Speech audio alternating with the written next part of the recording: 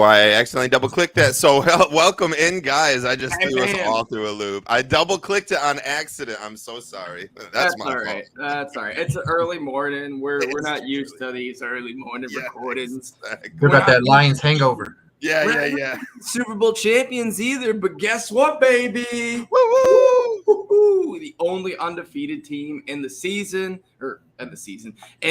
league. Too early. It's too Yeah, early. it's just too early. Too early. Honolulu Blues boys. We are here with Julius, myself, and Mr. 1-0 Nick Faber.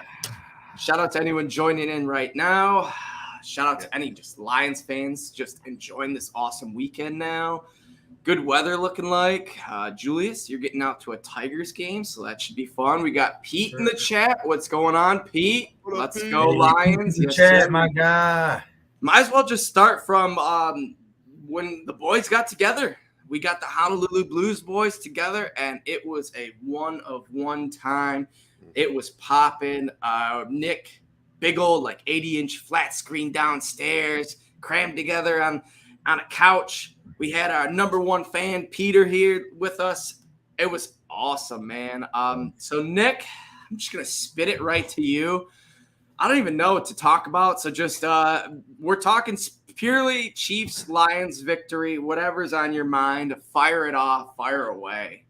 All right. Well, I'm going to open the show with a solid victory lap for myself, who decided the day before the game, thought, what will happen in this game? Well, we're on the road, and like I mentioned last show, no one has ever scored more than 24 points at Arrowhead last year. In fact, 3 of the 4 teams that did were division rivals, and the 4th was the Bills. So we know we're not scoring over 24 points. There's no way.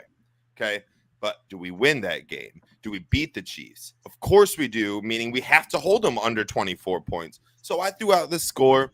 Normally I like to be a scoregami type of guy, 22 to 18 type of score.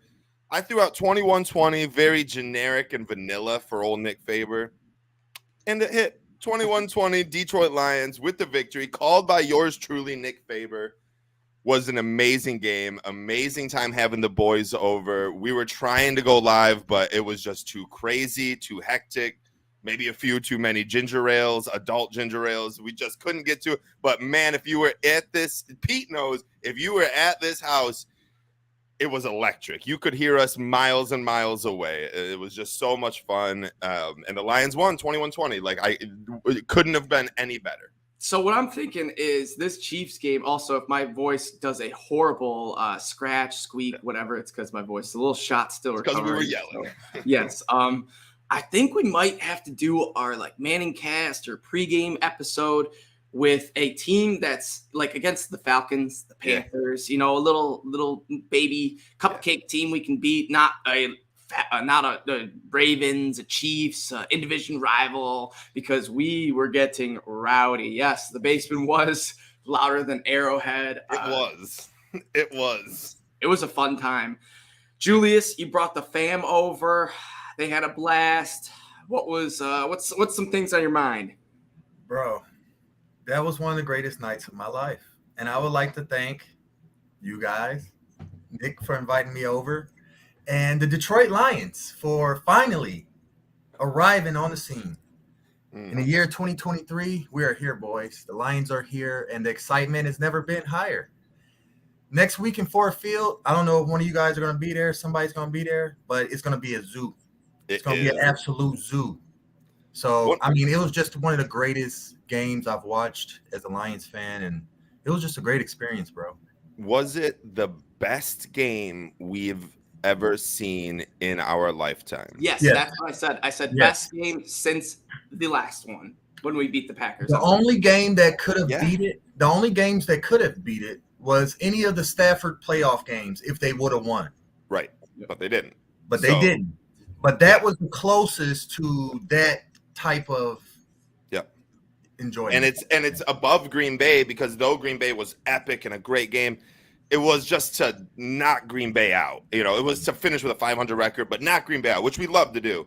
This sets the tone for the entire season. Yeah. We may not lose again. It's we may never lose. From last year. It's from the Packer game. It's like that game, and then this game was next, and they're still on it. Yeah, just like Adam said, 2 games. This was one of those few times where it leaks over, where you get a meaningless win at the end of the year and tried to ride the momentum. We've talked about it before, and you're the one that's like, well, I'd rather just, take the extra losses, get the higher draft pick, because typically you do want the higher draft pick, but with the chemistry the Lions have built, that last Packers game, I really do think that was a nice cherry on top, accelerator into next season, get the Lions hungry, what we want. We know what we want. And also, we finished the season last year, week 18, on a high note, and now we just started it on a high note. So we could start and finish the season. It's incredible. We've never experienced this. Like, if you listen to this show, this will be the first show that we talk like this. Even against the Green Bay, it didn't mean the same because the season was over. It was a great way to go out, a solid cherry on what was kind of a disastrous cake, but really turned out towards the end. This is the best thing that's ever happened to Lions fans in the last 30 years. There is nothing outside of the day we hired Brad Holmes. It's so great that now I do not care about draft picks anymore. I don't care about draft pick position anymore, ever. We could not win the division this year or whatever. We could not make the playoffs this year. I still wouldn't care about our draft pick because, like, at no point would I want to tank for a better draft pick because no matter where we're drafting, Brad Holmes is a freaking genius. And did you guys see the video of him running around, slapping everyone's hand at Arrowhead? No general manager does that. In any sport, from equestrian to football, no GM is running, giving high fives to the fans except for Brad Holmes. He's so amazing. He is my spirit animal. He is my God. He is my best friend to be. I love him. Yeah, Brad Holmes, it's insane what he's honestly done. He's probably done the most for a Detroit sports team in the last 15 years, maybe. I feel like the Wings in their 07 run when Illich put together that team, that was probably maybe the best, maybe a Tigers team. Joe Dumars with the Pistons. Joe D with the 04 team. Yeah. If Brad Holmes leads us to the promised land, if we win a playoff game, if we win a division, he is immediately up there on that GM list. You know what's crazy? We were talking about Barry Sanders. He got his statue. I love Calvin, but the next statue might have to be Brad Holmes. Even while he was here. Or Jared Goff. It depends on what happens. Yeah. Yes, or Dan Campbell. So can I jinx Jared Goff? Can I tell you this stat I found yesterday? I got the wood here. I'll be knocking. Okay. I already tweeted it. So if we believe in jinx, it's like a double jinx. List of facts and stats. That's all we're doing. Yeah. But also, I tweeted it, and now I'll say it. That's 2 negatives. You know what I mean? That's gonna positive out. Jared Goff is. Let me see if I can pull it up real quick. It was 40 throws away from breaking a record. Okay, so if you don't know what I'm talking about, let me just quickly get to it. Jared Goff has not thrown an interception on his last 359 pass attempts. That's pretty good. That's almost the full year. You know what I mean? I guess he'll probably finish this year with 500 pass attempts. So he's almost at a full year, no interceptions. Very cool. That is the 3rd longest streak in NFL history, only trailing Tom Brady, who is 40 more pass attempts than him at 399, and Aaron Rodgers, who is 43 pass attempts ahead of Jared Goff at 402. Those are the league leaders, the history leaders. Rodgers at 402, Brady at 399, and Goff's at 359.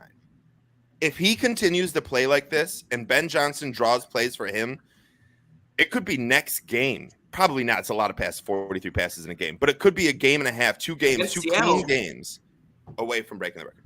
Go ahead. That Seattle game could be a shootout. Yeah, I could see it. And we know Seattle's got a very good secondary. So this could be a full jinx. Tariq Woolen, they just got Devin Witherspoon. They got Quandre Diggs. They have a very good defense line. They have a very good defense. If it gets broken, it wouldn't surprise me that it comes to Seattle. But that's just something really cool that Matt Stafford had never been able to say. I don't think we ever saw a game and a half without seeing an interception from Matthew Stafford. So This is just crazy to see. We're playing clean football, and that's how we're winning games. We're winning the turnover battle. Marvin Jones let us down, and I bet we're going to get into him a little bit, but Jared Goff has not let us down. He has looked, someone was telling me Jared Goff looked bad. Jared Goff played an A-plus game. For on the road at Arrowhead, he did the best he could do without having any preseason games. The first couple drives were tough. I'm all in on Jared Goff right now. It's crazy. Yeah, quarterbacks were 3-8. Sorry to cut you off there, Julius. Quarterbacks last year 3-8 that didn't start or play any preseason games. Not a good record. So it was not looking good for Goff. We had those first 2 3-and-outs, and then all of a sudden we got it going. Got the Amon-Ra touchdown. Also, what I did realize, another thing, Lions got the first win. We got the first touchdown of the season. First drive of the season. We were just doing first for everything. So this is a year of the first. I was just going to say, respect to Jared Goff. You're right, Nick. Everybody need to take Jared Goff. I remember a few years ago when Jared Goff first got here, man, he was a throwaway. I threw him away. I was on air. I mean, I think multiple of us, we were like, we got to get rid of Goff. We got to draft somebody, Malik Willis, blah, blah, blah. No. Brad Holmes, the genius, knew he had his guy, and he stuck with him. And big props to Jared Goff. He could win MVP this season. Yes. I agree. Now, I'm so sorry, Adam. I just want to see what Julie says about this. And you, Adam. We're in contract extension talks with Jared Goff right now. How do we feel? All right, you just said that. Are we all in on Goff for the next 5-6 years? I'm not saying that go make him the highest paid quarterback. No, right. If we're not comfortable doing that, because he does have limitations. He's not Pat Mahomes. He's not Lamar Jackson, but he's elite at finding the open guy and controlling the offense for Ben Johnson. If that's worth a 2-year, $40 million a year extension, give it to him. Mm-hmm. Honestly, I think it could be especially more. If he's winning. More. With these quarterback extensions, we just saw Burrow break the record. He got, I think it was like 5 years, $207 million or something. Maybe it was 270 better than the years, but he was made the highest paid quarterback. So yeah, does help us out that we can kind of push our contract talks off of Goff, and we're more cordial about it, and not like rushing to it. But each day we wait is another day where a quarterback could get re-signed, because there's still Justin Herbert that's got his extension. And if Herbert loses a playoff game and gets extended before Goff and gets a big number, and Goff wins a playoff game, you have to pay Goff more than Herbert. Even though Herbert's maybe the better quarterback, but I think that the difference will be quite big, and it's if we extend Goff, we put a ton of that money, we make it a back end deal, right? He gets a lot of guaranteed money, and then a lot of the salary cap will come off the back end. That way, we're allowed to sign Amon-Ra, Sewell, Aiden, Houston, Kirby, Decker, Ragnow, Gibbs, all these young guys that are just like killing it for us on our team that we're going to need to re-sign. But if we don't do that and we let Hendon Hooker, who I'm still very bullish on, and he comes in and does well, and he wins us a playoff game or something of that nature, he's going to want more money right up front, because it'll be his first signing. Where Jared Goff has been through this many times now, and I think is going to want more of a team-friendly deal up front, as opposed to a guy who's trying to make his money, per se, like Hendon Hooker, who might want a lot of that very, very much up front. So I think the Goff extension could be really interesting for everyone. Like, Goff extension, a lot of money, quarterback, we'll never be able to re-sign anyone. It's like, no. That is not how deals are made up anymore. They give them big signing bonuses and then a lot of salary cap towards the end of the deal. That way you have a lot of money to spend up front. That's what the Rams did with Stafford. That's what a lot of teams have done. So, that's what Kansas City's trying to do with Pat Mahomes and his 10-year contract. So it's just, I'm okay with this Goff extension. I don't mean to spend too much time on this, but I just want to hear what you guys Brad think. Holmes also tells me that he is smart enough of a GM to, if he wants to just say, no, the cap doesn't matter for the Lions. Like, it doesn't matter for the Packers, the Saints, and all these other teams that have done it. Because we've seen it time after time, Rams, 49ers, all these teams, they just manipulate the cap. And you can do it. You just got to keep doing it the right way. And Brad Holmes seems like a GM that's very competent of that. So honestly, if we pay a big old bag to Jared Goff, don't freak out, Lions fans. I do believe that there will be a lot of not greedy players that will try to get the most of the Lions money because they know what winning means to this Lions team. They know what a Super Bowl would do to their careers. They could say, I was on the Detroit Lions Super Bowl winning team, and anyone you talk to would know that team if they're a football fan. So ultimately, I like where things are headed with Goff and his contract. Julius, any little quick last thoughts on Goff before we dive into this Chiefs game? I'm sorry, Jared Goff. I'm very sorry. I was wrong. That's nice. That was really nice of you. That's about Way to right. be So, the bigger boys, man. You're a dog, Jared. You're a dog. Yep.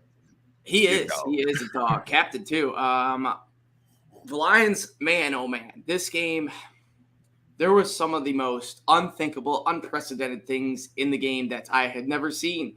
And I will start out with the unthinkable inside your own 20. I believe it was 7 4th and 3. No, we were down. It was 0-0. Yeah, we just traded some 3 and outs. It was looking like it was another 3 and out for the Lions. 4th and 2, and we freaking do a germ fake punt up the middle. Who are you, Dan Campbell? Like, if he doesn't get that, you are giving the best quarterback in the NFL 20 yards to go up 7-0, put you in a hole on the like that may be the gutsiest call all year, not just for the Lions, for the entire NFL. Truly, truly remarkable. Yeah, we were all right there. We couldn't really believe it. And the thing is like, once it happens, it's like, yeah, I forget. We have Dan Campbell. Of course he's doing this, right? That's such a tough thing to do, though, because if you don't get it, if Germ doesn't get it, oh my gosh, he gets crucified. Dan Campbell's gonna be, it's not gonna be good. We don't get it, yeah, and we lose the game, right? We lose the game, and we go for it on this, and we don't get it.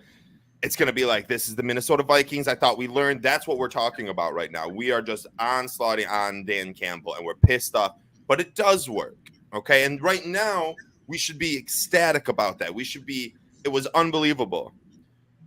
I don't really want that again, though. Like, our defense proved that we're really good on defense this year. We're going to be really good, probably the best defense in the NFL. Like, we just shut down Kansas City and when we get a non-mobile quarterback, there will be so many more sacks than what we saw in this game. Trust our defense. I don't want to do that. We had to do it against Kansas City. I get that. When we went for we did a fake kickoff against the Rams a couple years ago. Like, these big games, we got to do it. But Dan Campbell, I do not want to be going into Minnesota and going for it like every 4th down or anything. Like, that was fun. That was crazy. Let's not do it again. It was perfect because literally no one thought there was a sliver of chance this was going to happen. That's why I think Dan Campbell ran. If this is a game against the Vikings, home, any other circumstance, you got the special team. Hey, I know we're inside the 20. Be ready for a fake, though. Right. Mm-hmm. Andy Reid, the special teams coordinator, didn't say a word. And he was so pissed, too, that special teams coordinator. Oh, yeah, he was mad. They were fuming, man. It was beautiful. Andy Reid was shocked. His face was just like, what just happened? What?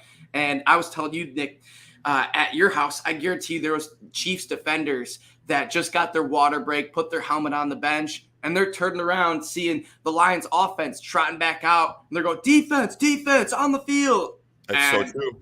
Boom. Lions drive, touchdown, baby. Yep. Hey, this is a good point that Thomas makes right here. I feel like Dan Campbell, this is a part of who he is as a coach. Okay, He's a gambler in certain situations that a gamble could pay off big. God, but it's key because we are on our own 17, right? So if we get a ball to Pat Mahomes in the red zone, is there a chance we hold him to a field goal and it's not that big of a deal? I think that's what Campbell is thinking. And like you just said, Nick, we got the best defense in the league now. Right. You're right. That makes Dan Campbell want to shake those dice. Honestly, When do you think we're going to see another fake punt? Next week? I doubt it. It might be like 5-6 weeks from now.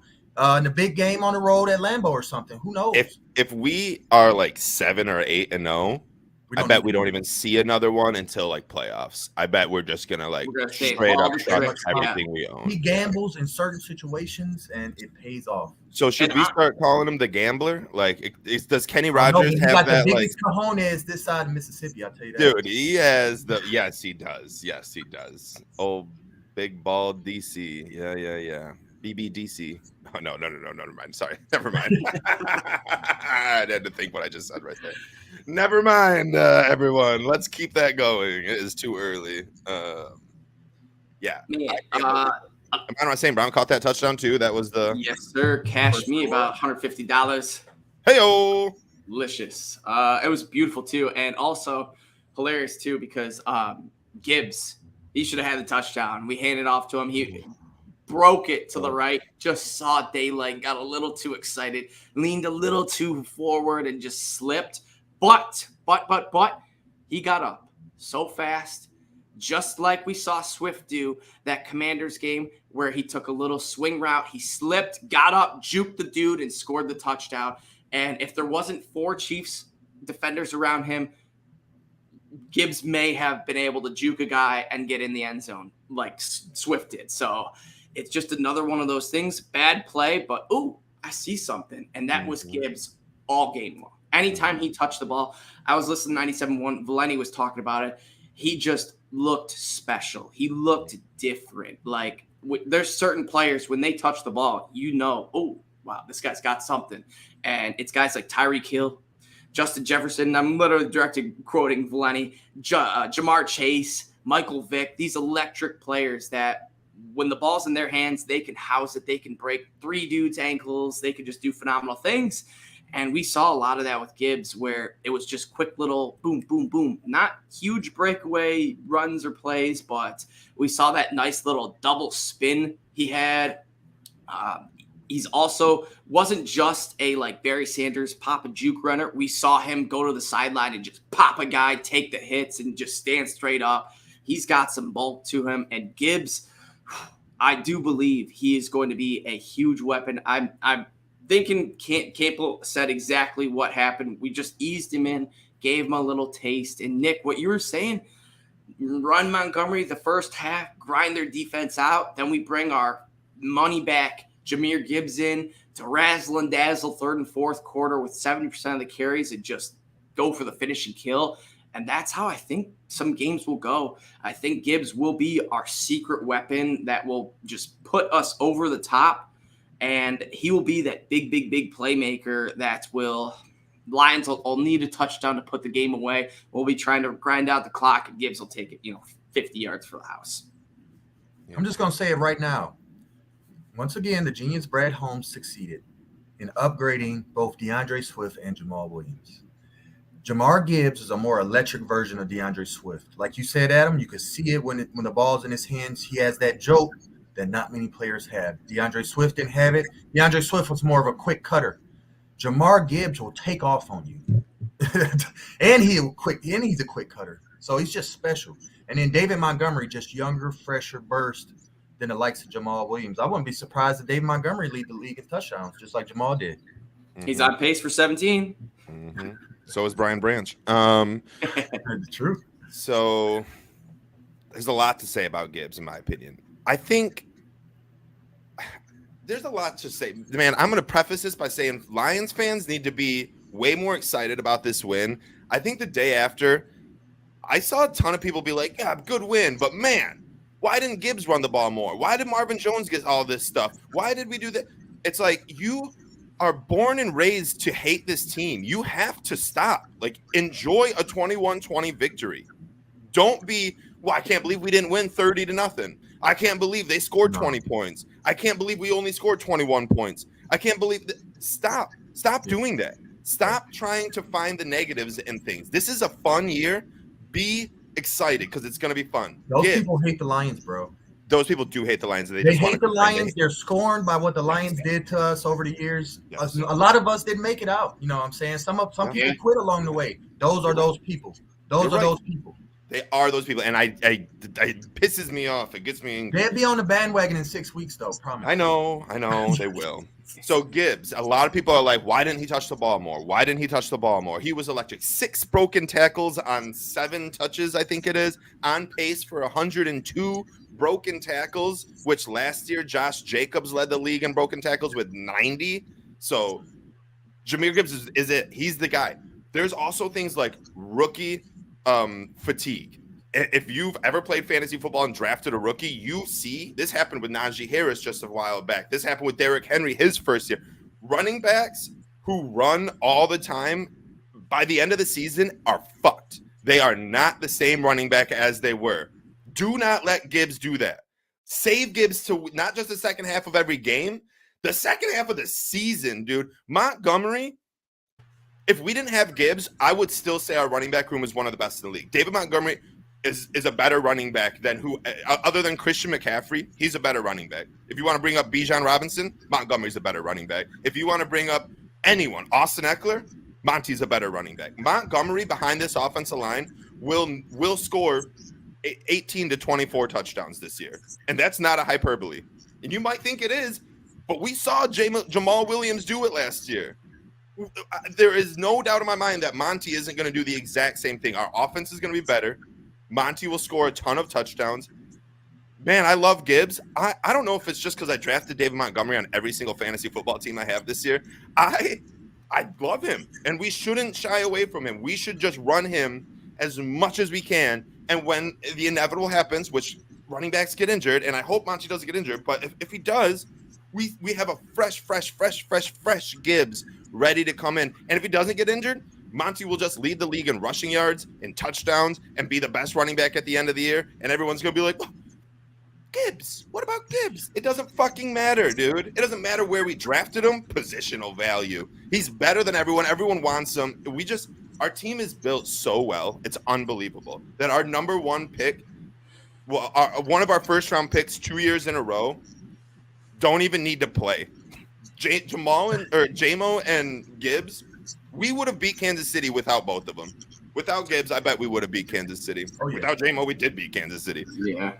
I just think it's crazy. I think that's crazy. And that's also why there shouldn't be an asterisk on this game because, granted, Kelsey or Chris Jones weren't there.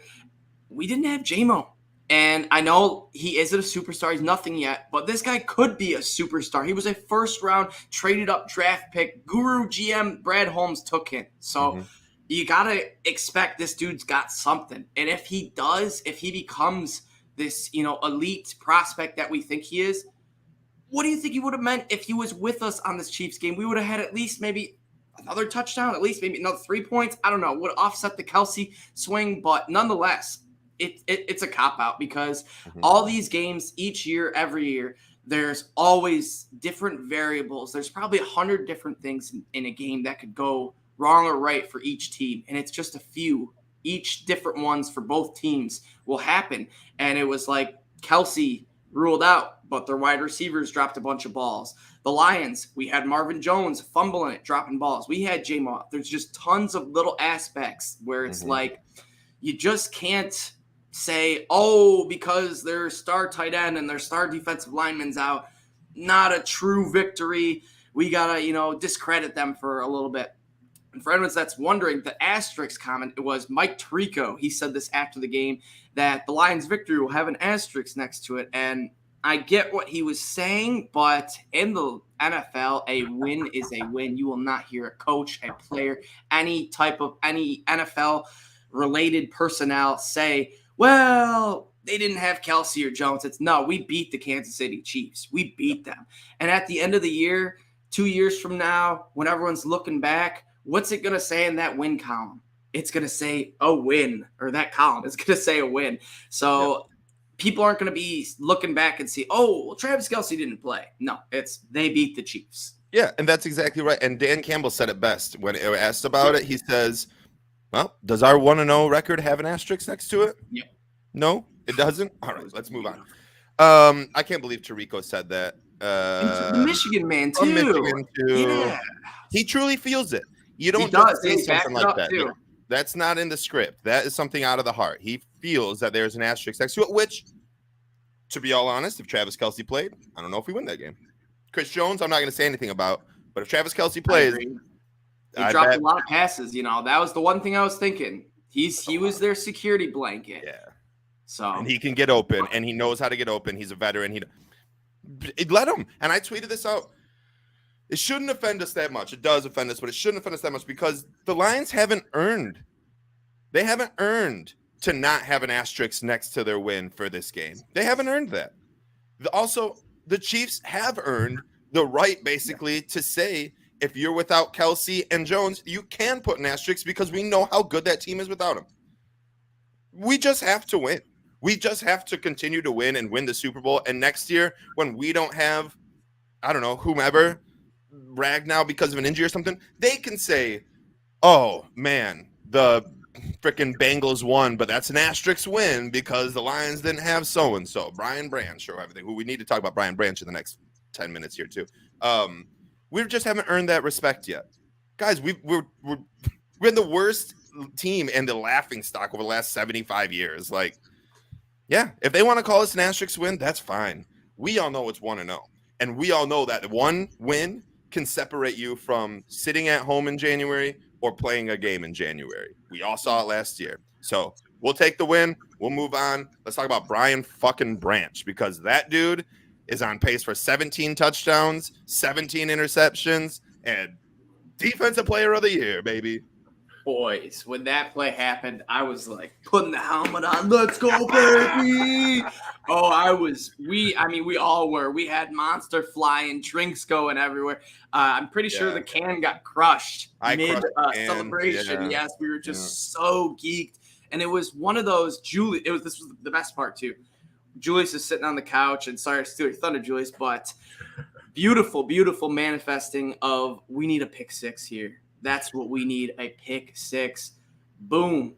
Tipped off of Kadarius Toney's hands. Brian Branch, and I mentioned this on Twitter, this wasn't just ball popped right in his hands, and he had, wide open space. He did have wide open space, but the ball was, he had to go.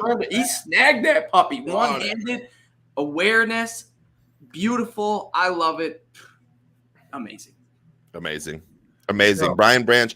Not only that, guys, Tracy Walker didn't play a single snap on defense. Not one. No, he didn't. Not one snap on defense. Played a couple special team snaps. You know what we're seeing, guys? Romeo Okwara inactive. Tracy Walker inactive. Isaiah Buggs. Broderick Martin. Yeah, Brad Holmes is kind of – no, I'm saying I feel like I think he's talking about secondary. The remnants of the Brad Quinn regime. Of the Bob Quinn? Yeah. Bob Quinn. I said Brad. My bad. I'm sorry, Brad. The Quinn Trisha regime, the remnants of it, like, kind of is getting cast off. Yeah. Yep. Tracy Walker was a captain, a Pro Bowl alternate, Yep. Not getting a snap. Back to the Branch play, though. That was energy that Lions fans have never felt. Okay? Nope. That was, what I'm saying? That was different. And I was saying it. I was saying a pick six would be the best thing that could happen on earth right now. I remember the words. And then the football gods heard my calling.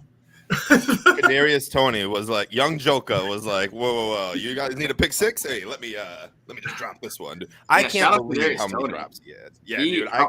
Worst PFF score since 2018. The hilarious thing was, shout out Kadarius Toney because he bailed out our boy Marvin Jones, who would have had the worst PFF score since 2018. But Kadarius Toney has it, so we don't need to worry about second to worst or any of that. Nope. Marvin. The only part of that game that drove me insane for quite a while. Yeah. That and then we finally get him the ball. We finally get the ball into his hands after trying 6 times inside our own 20, inside our red zone, or inside our own 30, real close. Judge driving well, and he fumbles. First Marvin Jones Jr., who is. I love the dude. I love the dude. I was happy when we brought him back, but I said it on the show countless times. 4. He has to be our 4. He has to be our wide receiver 4, 5, really. Reynolds needs to go amount the Reynolds Goff connection. We saw it in one of the biggest plays. It's so, and people are like, do we need another wide receiver?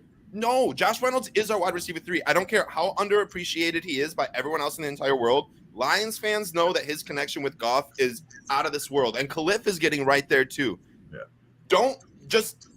Don't have Marvin be our wide receiver 3. Have him be the wide receiver 4, and when J-Mo comes back, the wide receiver 5. That's all it is. We saw Pat Mahomes do this, and we saw Jared Goff do this. When a receiver's not catching the ball, you have to go back to him. You have to go back to the well. He is a professional wide receiver. Marvin Jones has played 10 years, had 0 fumbles in his entire life. Like, this was an anomaly for Marvin Jones. I don't want him cut. I don't want him off the team. But I do want him demoted to wide receiver behind Reynolds and Khalif. And when he comes in, I still want us to get the ball to him a couple times a game because he deserves it. He's good enough for it. It was a tough. He didn't play in any preseason. I don't want screen passes for him. I want red zone, back shoulder, you know, those high point balls. Why are we not giving the screens to Khalif Raymond, our fastest wide receiver? Like, what are we doing? What are we doing? To the house for 50 yards. Yeah. Yep. Instead, we throw it to 33-year-old Marvin, who's like, "Hey guys, let's see if we can run this here," you know. And you're like, "All right, Marvin, good luck, buddy. I believe in you." Oh, the ball came out my hand. All right, boys. Real quick before we wrap this puppy up, I'm going to give us each a minute or so to say what you want to say about this Lions victory. So, Nick, kick us off.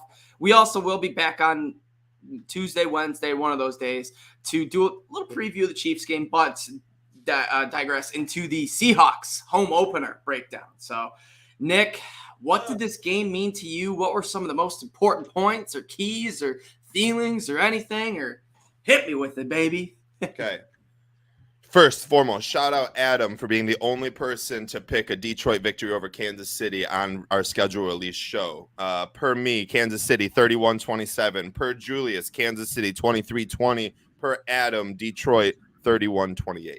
Shout out Adam. That's really awesome that you had the balls and cojones to say that as soon as the schedule dropped in May. Number 2, this team is real. And I've jokingly said Super Bowl should be our aspirations and our expectations all year, and I'm not fucking around with that. Do not say, I just want to win a division. I just want one playoff win. That's all I need. 30 years, no, that's all out the window. That was Jim Schwartz, that was Jim Caldwell, that was Matt Patricia, that was Martin Mayhew, that was Bob Quinn expectations. Just get us a playoff win and we'll put a statue up. No. Brad Holmes has turned this team into a Super Bowl winning team. We just beat the best team in the NFL. Don't tell me a single team that can come beat us. The Bengals, the Eagles, the Ravens, the Chargers. It does not fucking matter. We're the best team in the NFL. If we don't make the Super Bowl, if we don't beat San Francisco and Philadelphia in the playoffs, I'm almost ready to say it's kind of a lost season.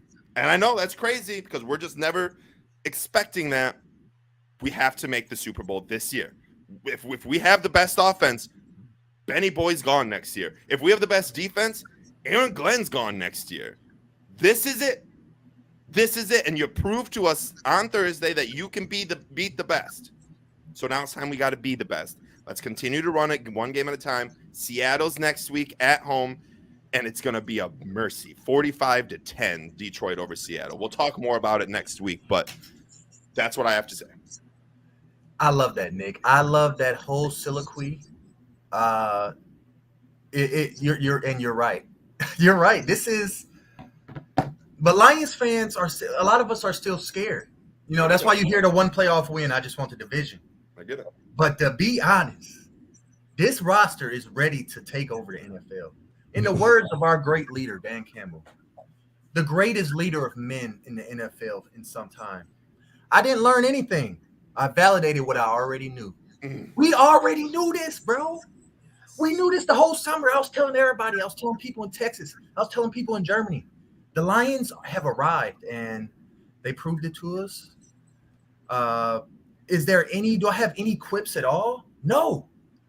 Hey, 45-10 Seattle. I love that, Nick. I love it. I'm not going to give my prediction yet, but I love that big blowout prediction in Ford Field because you know it's going to be lit there next week. It's going to be a zoo. It's the greatest time to be a Lions fan, and it's a pleasure doing the show with you guys. Love it. Yes, I think it will be a zoo. I think it will be a blowout. The Lions are going to come in so hungry with maybe the most momentum out of any team in the NFL. Home opener against a team that crushed their playoff hopes not once, but twice. Once with a win, twice with a win over the Rams. And then they maybe took our draft pick and Devon Witherspoon? I don't know, but they did draft him over the consensus anyways. And also Michigan State alum, K9 there. So they got a lot of little Detroit ties. And also Seattle has been known for just like cherry picking defenders from us. If it's like Cliff Avril or Ziggy Ansah for a year. Andre or Diggs. They love our defense. So I'm with you, Nick. This team is going to be rooting and rocking. Not going to give up prediction yet, like Julie said, but it's going to be something close to 45-10. I set the standard. Ultimately, real quick, before we wrap it up, this game, oh, man, this was by far the best Lions game I watched. Mm-hmm. Top 3 Lions atmosphere moments with my boys. Just to see Pat Mahomes struggle. Nick, we were on that Kay Adams bet, that FanDuel bet. I'm sure a lot of people tailed Pat Mahomes to throw 250 yards and 1 touchdown. Like, that's free money, right? When does he ever not do that? Oh, yeah, against the Detroit motherfucking Lions, baby. 226 yards and going 21 for 39 with a pick 6.